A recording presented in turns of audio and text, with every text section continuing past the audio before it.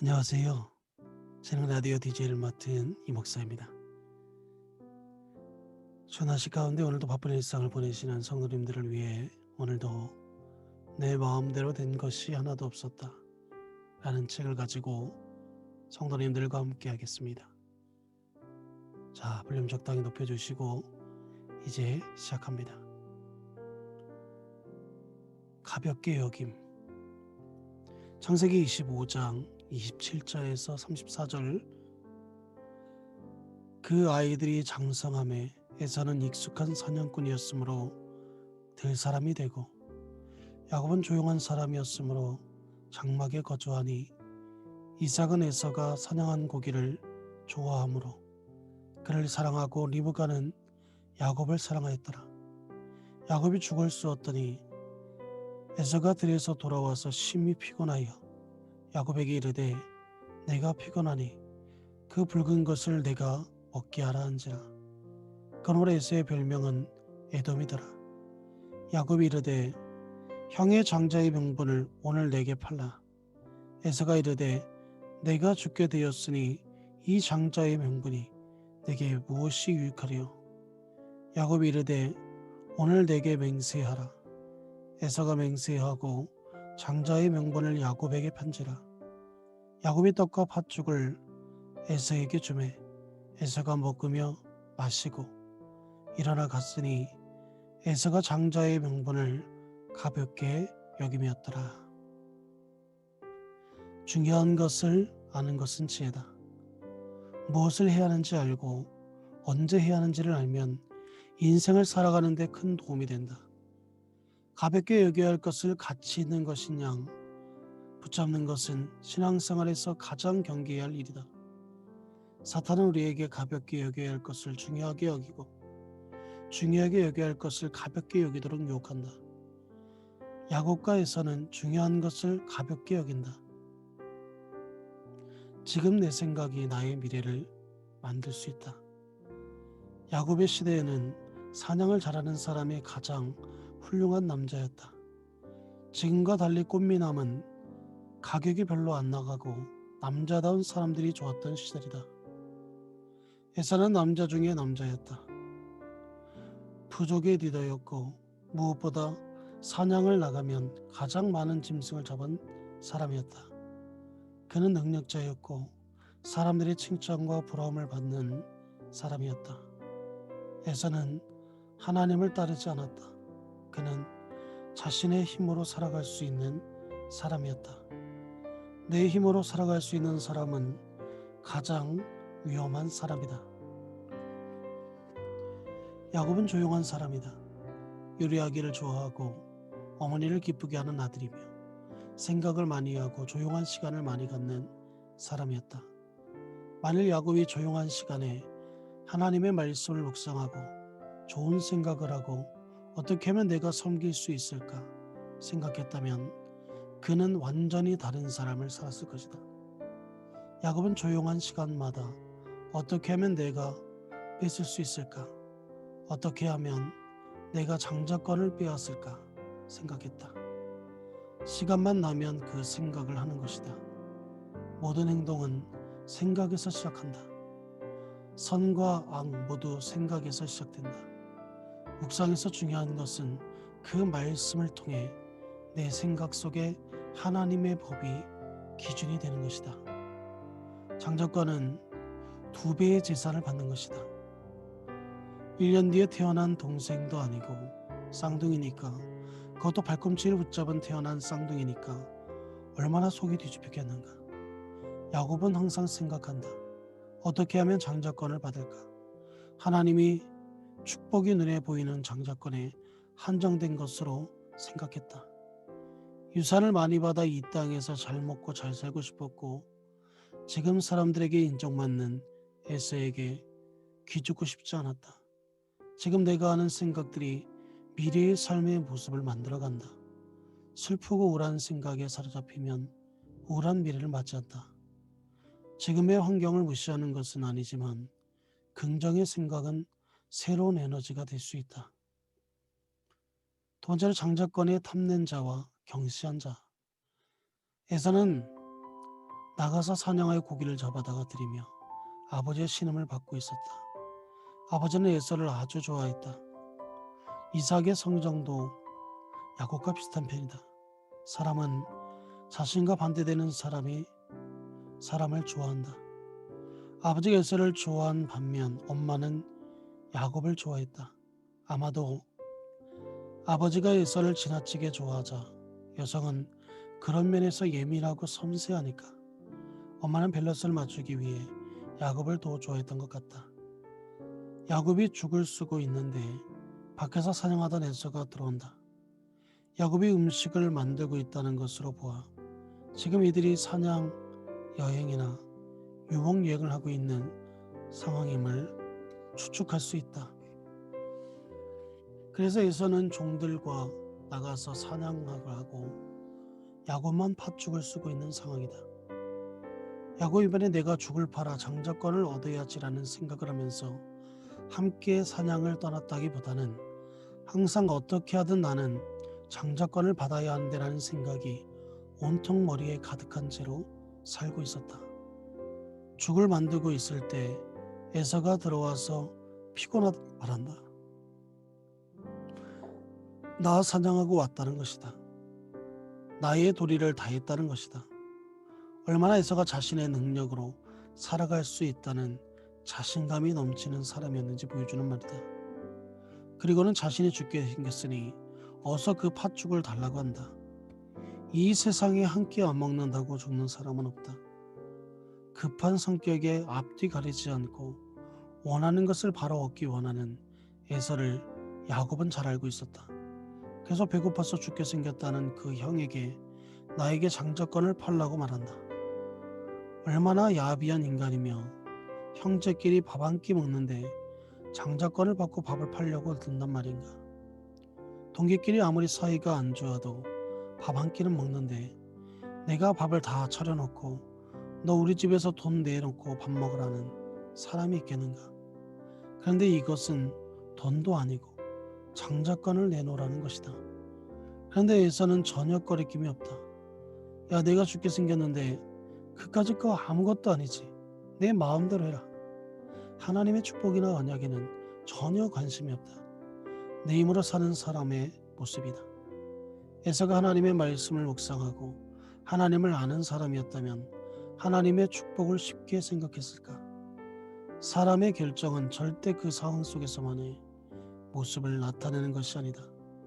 그의 결정은 삶의 가치를 표현한다. 사람이 살아오며 결정한 결과는 그 사람이 지닌 가치관의 표현이다. 야곱은 조용한 사람, 생각이 많은 사람이다. 그냥 안 넘어간다. 형이 그냥 말로 넘어갈 것 같으니까 맹세하라고 한다. 맹세하라는 것은 각서를 쓰라는 것이다. 창세기 2장 33절에서 34절에 보면 야곱이 이르되 오늘 내게 맹세하라. 에서가 맹세하고 장자의 명분을 야곱에게 바치라. 야곱이 떡과 팥죽을 에서에게 주매. 이제 에서는 먹는다.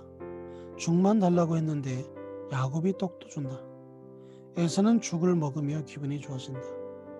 이 녀석 생각이 있네. 그래도 형 대접하네.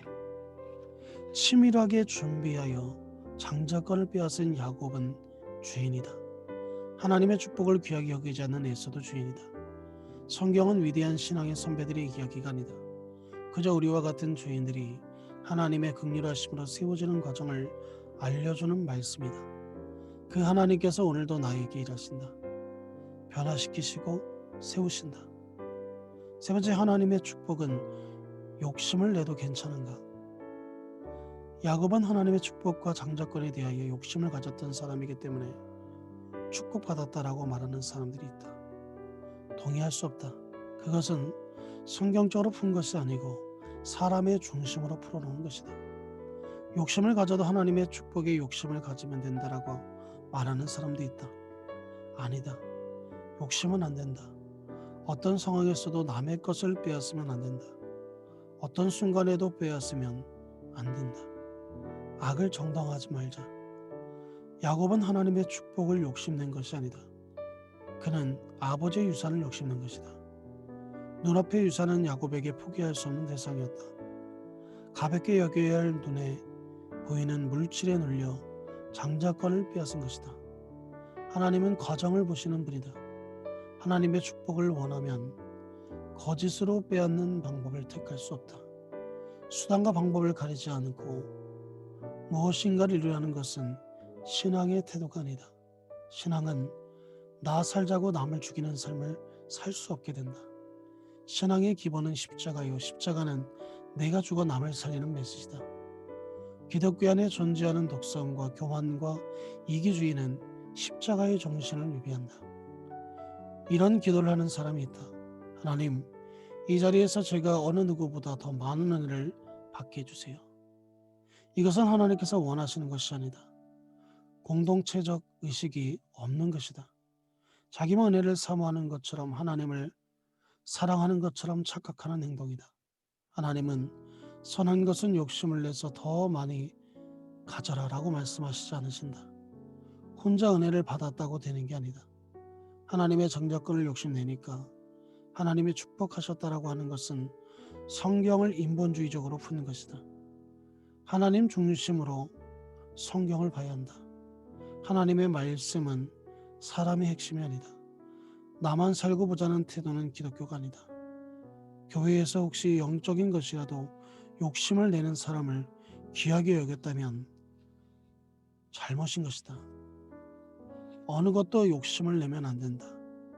어느 것에도 욕심내지 않고 낸 것이 아닌 것에 욕심을 갖는 것이 중요하다. 욕심내지 말라. 눈에 보이는 것에 욕심내지 말라. 지금 있는 것에 만족하라. 하나님께서 주신 것에 만족하라. 내가 원하는 대로 살고자 하는 것이 문제다. 욕심을 다루지 않는 한 공동체와 지체들 위해 간절히 기도하고 그들을 진심으로 사랑할 수 없다. 그들의 삶에 임하는 축복을 함께 기뻐할 수 없다. 그것은 불행이다. 네 번째는 밥상을 베풀고 나누는 공동체로. 진정한 은혜를 경험하면 그 은혜를 나누고 다른 지체들도 그 은혜를 경험하기를 간절히 기도한다. 그 공동체에서 내가 제일 많은 은혜를 받기 원하기보다 그 은혜가 가장 필요한 지체를 기도 속에 품게 된다. 그 마음이 바로 그들을 위한 기도로 이어진다. 주님, 지금 그 지체에게 은혜를 주옵소서. 은혜를 위하여 함께 울고 함께 기도하면 그 공동체의 영적 파워가 나타나고 영적 시너지가 나타난다. 교회에는 공동체적 책임이 있다. 나는 옆 사람에게 책임이 있고 뒷사람에게 책임이 있다. 공동체 한 사람에게 다 책임이 있는 것이다. 야곱은 자기 것이 아닌 장자권을 뺏었다. 그는 형에게 공동체적 책임을 지는 마음이 없었다. 주님의 은혜를 갈망한다면서 공동체를 무시하는 것은 믿음의 사람이 하는 행동이 아니다. 신앙의 것이라도 나만 은혜를 받으려는 것은 공동체적 책임이 없는 성도의 모습이다. 우리의 공동체가 어떻게 하나님 앞에 나아갈 것인가? 교회에서 열심 내고 자신이 인정받고 싶어하는 마음을 다뤄야 한다. 놔두지 말라. 단호하게 그 마음을 끊어내고 기도하면서 공동체에 도움이 되도록 살아야 한다. 공동체적 책임이 벗어나는 순간 교회가 아니다. 하나님의 사람은 긍휼을 향한다. 남의 것을 빼앗는 것이 아니라 어떻게 하면 남의 것을 나눌까 고민한다. 생각 자체가 다르다. 주님께서 허락하신 것을 감사하고 주께서 거저주신 것을 또 거저주기를 원한다. 하나님, 저는 누구보다 제게 은혜 많이 받는 그런 사람이 되게 해주세요. 이것이 아니라 이런 기도를 드려야 한다. 우리 공동체에 은혜를 주옵소서. 하나님, 우리 공동체가 나누어주는 밥상을 차릴 수 있는 교회가 되게 하여 주옵소서. 남의 것까지 빼앗는 밥상이 아니라 나누는 밥상이 되게 하옵소서. 우리의 밥상은 나누는 데 목적이 있다. 교회는 우리를 위해 서 있는 것이 아니라 이 사회를 위해, 세상을 위해 서 있는 것이다. 교회의 존재의 목적은 세상의 빛이 되는 것이고 그 비전은 나누는 것이다. 성도의 정체성은 하나님의 영광을 찬양하는 것이다. 에베소서는 이렇게 말씀하고 있다. 에베소서 1장 12절에 이는 우리가 그리스도 안에서 전부터 바라던 그의 영광의 찬송이 되게 하려 하심이니라. 야곱은 하나님의 영광을 찬양하는 모습인가? 그는 빼앗는 밥상을 차렸다. 밥상을 차려도 빼앗는 밥상을 차렸다. 남의 것을 빼앗는 밥상은 모르고 저지른 것이 아니라 계획적인 죄다. 당신에게는 베푸는 밥상이 있는가? 따뜻한 밥 한 끼로 사람을 살릴 수 있고 새로운 힘을 그 안에서 얻을 수 있는가? 사랑의 식탁이 당신의 삶 속에서 존재하는가? 삶 속에서 그 밥 한 끼가 존재하는가? 우리의 밥상은 빼앗는 밥상이 아니라 나눠주고 살리는 밥상이 되어야 한다. 한 번 사는 인생을 저 인간 언제 기회가 있으면 내가 꼭 복수한다는 생각으로 살지 말고 또한 그렇게 복수를 당해야 하는 인생도 살지 말자. 내가 어떻게 하면 섬길 수 있을까? 베풀고 나눌 수 있을까? 이렇게 고민하는 인생으로 살자. 눈에 보이는 복이 아니라 눈에 보이지 않는 복을 따라야 한다. 눈에 보이지 않는 복을 따르는 사람은 눈에 보이는 것에 대하여 무엇을 먹을까 무엇을 마실까 걱정하지 않는다. 세상에 마음을 빼앗기며 살아가지 않고 주님이 주신 것으로 그저 만족한다. 우리는 그 누구도 부럽지 않는 주님을 목자로 섬기는 양으로 사는 성도가 되어야 한다. 더 많은 것을 누리기보다 이미 허락하신 것을 기뻐하고 만족할 때 여호와는 나의 목자시니 내게 부족함이 없으리로다라는 이 고백은 세상 속의 신앙적 선포가 될 것이다. 다섯 번째로 귀한 것을 가볍게 여긴 에서의 가벼움이다. 에서는 가볍게 여기면 안 되는 장자권을 가볍게 여겼다. 장자의 고난은 하나님께서 만드신 질서였다. 하지만 에서는 나의 힘으로 살아갈 수 있다고 자신했고 야곱 정도가 자신에게 그런 일을 할 수 없을 것이라고 확신했다. 주위의 모든 사람이 니들을 따랐고 자신의 능력을 믿었던 에서는 하나님의 축복 없이 살 수 있는 사람이었다. 때로는 우리가 가진 것이 하나님과의 관계에 방해된다. 돈이 많은 사람은 그 돈 때문에 신앙생활을 못한다. 돈이 주는 힘이 그를 주님을 따르는 사람으로 살지 못하게 한다. 나의 능력이 때로는 하나님과 거리를 두게 한다. 그러나 아이러니하게도 우리는 기도할 때마다 능력을 간구한다. 하나님의 능력이 있으니 우리는 그 포도나무의 가지가 되기만 하면 되는데 더 많은 능력을 달라고 기도한다. 더 많은 능력이 나에게 오히려 독이 될 수 있는데 능력을 간구한다. 물론 비단 능력만이 이야기가 아니다. 우리에게 필요한 것은 능력이나 돈이나 명예 등 세상의 소유물이 아니라 순종이다. 내 마음대로 살기를 포기하고 주를 따르기로 결심하는 순종이 가장 필요한 것이다. 하나님의 장자권을 우습게 여기는 에서는 자신의 힘으로 살 자신이 있었다. 자신이 없는가? 괜찮다. 고통 중에 앞길이 잘 안 보이는가? 오히려 괜찮다. 기억하라. 가장 위험할 때는 자신이 있을 때다. 내가 사냥하고 내가 먹고 살면 돼. 내가 부족을 이끌면 돼. 나 장자권 같은 거 필요 없어 하는 것이 가장 위험하다. 가장 소중히 여겨야 할 것을 가볍게 여기는 에서처럼 살면 안 된다. 에서는 야곱의 팥죽 한 그릇의 장자권을 빼앗아갈 것이라고 생각하지 못했다. 야곱이 축복을 대신 받고 나서 도망가지 않으면 안 될 정도로 그는 분노했다. 사냥하고 너무 배고픈 형에게 팥죽을 주면서 그 중요한 장자권을 정말 가져가리라고는 생각하지 못했다. 그만큼 에서는 하나님과의 관계를 가볍게 여겼다. 묵직하고 진지하게 하나님의 말씀을 듣는 사람은 가볍게 행동하지 않는다. 말씀 공부를 하면 할수록 인생을 향하는 태도가 가볍지 않게 된다. 제사로 드려지기를 원하는 인생이 어찌 가벼울 수 있겠는가. 그래서 창세기 25장 34절에 야곱의 떡과 팥죽으로 에서에게 주매 에서가 먹으며 마시고 갔으니 가장 귀하게 여겨야 할 하나님의 약속을 가볍게 여긴 에서 그는 귀하게 여길 것을 가볍게 여기는 자였다. 영원한 것은 의미 있는 것이다. 그것들을 쉽게 여기면 영원히 죽는다. 에서의 것은 있어도 되고 없어도 되는 가벼운 것이다. 그러나 세상은 영적인 것을 가볍게 여긴다. 믿음을 가볍게 여긴다. 귀한 것을 귀하게 여기고 가볍게 여길 것을 가볍게 여기는 영적 분별력이 필요하다. 이 장의 본문은 야곱과 에서가 태어나고 한 25년에서 30년 뒤 일이다. 30이면 적은 나이가 아니다. 가볍게 여길 것이 무엇인가? 귀하게 여겨야 할 것이 무엇인지 아는 나이다.